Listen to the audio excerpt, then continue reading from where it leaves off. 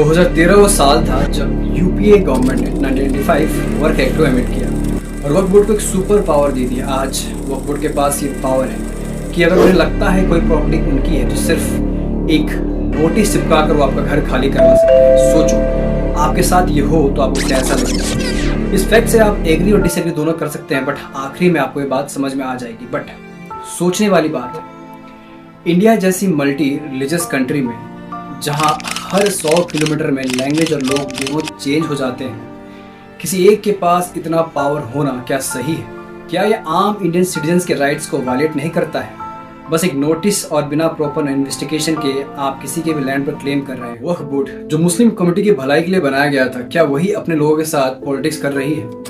क्या जिस मकसद से बनाया गया था उस मकसद को फुलफिल कर पा रही है? आज हम समझेंगे वक्फ एक्ट के अमेंडमेंट का इम्पैक्ट, उसका मिसयूज और उसके पीछे छुपी सच्चाई के बारे में। अगर आप वक्फ बोर्ड के वेबसाइट पर जाओगे तो आपको एक बहुत पावरफुल स्टेटमेंट मिलेगा, once a work always a work. इस स्टेटमेंट का मतलब और इसका इम्पैक्ट इस वीडियो के आखिरी तक आपको समझ में जरूर आ जाएगा। सितंबर 2014 तक वक्फ ट्रिब्यूनल में लगभग 40,000 केसेस पेंडिंग है, जिसमें 9,942 केस मुस्लिम कम्युनिटी के हैं। इसे समझ में आता है वक्फ बोर्ड के प्रॉपर तरीके से ना काम करने का शिकार बस एक कम्युनिटी नहीं हुई है। और ये सारे केसेस का फैसला कब होगा किसी को कुछ पता नहीं, क्योंकि ये भारत है साहब, यहाँ चप्पल घिस जाती है पर केस खत्म नहीं होता। जरा सोचिएगा दोस्तों, आप अपने घर में आराम से बैठे हो और अचानक आपके गेट पर एक नोटिस चिपका दिया जाता है। नोटिस पढ़ते ही आपको शॉक लगता है, ये जमीन वक्फ बोर्ड की है। आपके पास जमीन का पेपर है, आपके दादा परदादा इस जगह पर बहुत साल से रहते आए हैं, फिर ये कैसे हुआ?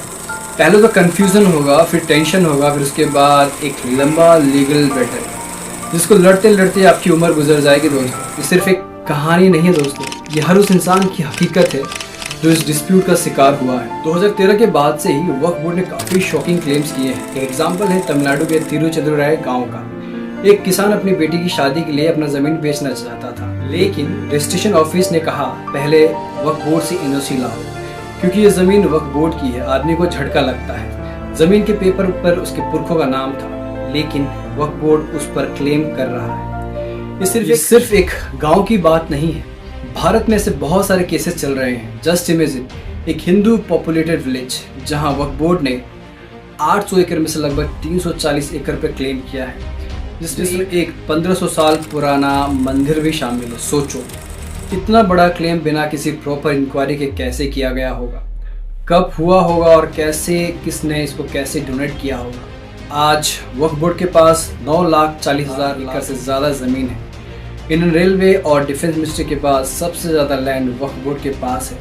लोग सोशल मीडिया पर एक मिस इन्फॉर्मेशन फैलाते हैं कि वक्फ बोर्ड के पास पाकिस्तान के टोटल एरिया से भी ज़्यादा ज़मीन है, लेकिन दोस्तों ये गलत है। इन सारे फसाद का जड़ है सेक्शन 40 ऑफ वक्फ एक्ट, जो इनको अनलिमिटेड पावर देता है, जो कहता है कि अगर वक्फ बोर्ड को लगता है, अगर प्रॉपर लैंग्वेज में बात की जाए, अगर वक्फ बोर्ड को रीजन टू बिलीव होना चाहिए कि कोई प्रॉपर्टी उनकी है, तो बिना के स्ट्रिक्ट चेक के उसे वक्फ डिक्लेयर कर सकते हैं। सोचो बिना आपको बताए आपकी प्रॉपर्टी पर कब क्लेम हो जाए, ये आप सोच भी नहीं सकते हो। वक्फ बोर्ड का कॉन्सेप्ट इस्लामिक लॉ से आया है, जहां किसी भी प्रॉपर्टी को अल्लाह के नाम रिलीजियस पर्पस के लिए डोनेट किया जा सकता है। रिलीजियस एक्टिविटी के लिए खासकर एक बार प्रॉपर्टी अगर वक्फ बोर्ड की हो गई तो उसका टाइटल ट्रांसफर नहीं किया जा सकता, ना ही उसको कभी बेचा जा सकता है। इंडिया में वक्फ बोर्ड की शुरुआत 1954 के वक्फ एक्ट के साथ हुई और 1964 में सेंट्रल वक्फ काउंसिल बनाया गया। आज हर स्टेट में एक वक्फ बोर्ड है जिसे सेंट्रल वक्फ काउंसिल मॉनिटर करता है। लेकिन 1995 और फिर 2013 अमेंडमेंट ने वक्फ बोर्ड को एक सुपर पावर दे दिया। सेक्शन 40 का मिसयूज आम लोगों के लिए एक नाइटमेयर बन गया है। सेंट्रल गवर्नमेंट हो या फिर स्टेट गवर्नमेंट, किसी भी प्राइवेट प्रॉपर्टी को जब एक्वायर करता है तो उनको एक स्ट्रिक्ट प्रोसेस फॉलो करना पड़ता है, लेकिन वक्फ बोर्ड बिना प्रॉपर इन्वेस्टिगेशन के सिर्फ एक नोटिस के जरिए आपका प्रॉपर्टी वक्फ डिक्लेयर कर देती है। जब वक्फ बोर्ड किसी प्रॉपर्टी को क्लेम करता है, असली ओनर को ट्रिब्यूनल में अपनी ओनरशिप प्रूफ करना पड़ता है, जो कि आप जमीन का पेपर होते हुए भी आप नहीं कर पाओगे। ये प्रोसेस बहुत टाइम कंज्यूमिंग और एक्सपेंसिव होता है, जो आम लोगों के लिए सरदर्द होता है। ट्रिब्यूनल के फैसले के बाद ही आप उसके वर्डिक्ट को हाई कोर्ट में चैलेंज कर सकते हैं, पर उससे पहले नहीं, जो कि हर किसी के बस की बात नहीं होती है दोस्तों। और यहीं पे एक गरीब इंसान दम तोड़ देता है, अपनी जमीन खो देता है। तो क्या किया जाना चाहिए? वक्फ बोर्ड के सेक्शन 40 को मिसयूज होने से रोकने के लिए जुडिशल ओवरसाइट बहुत ज्यादा जरूरी है। कोई भी प्रॉपर्टी वक्फ डिक्लेयर होने से पहले कोर्ट का अप्रूवल मैंडेटरी होना चाहिए, स्टिक एविडेंस रिक्वायर होना चाहिए और ट्रांसपेरेंसी इंश्योर करना होगा ताकि गलत क्लेम्स ना हो। एक इंडिपेंडेंट बॉडी बनानी चाहिए जो वक्फ रिलेटेड डिस्प्यूट को अनबायस्ड तरीके से हैंडल करे।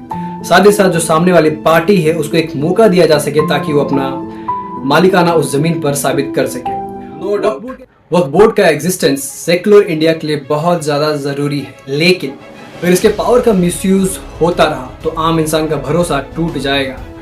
आपको क्या लगता है, वक्फ बोर्ड के पावर को रेगुलेट होना चाहिए या नहीं? अपने थॉट्स कमेंट्स में जरूर शेयर करें। वीडियो पसंद आए तो लाइक करें, शेयर करें और चैनल को जरूर सब्सक्राइब करें। मिलते हैं अगले वीडियो में एक बहुत इंपैक्टफुल टॉपिक के साथ। जय हिंद, वंदे मातरम।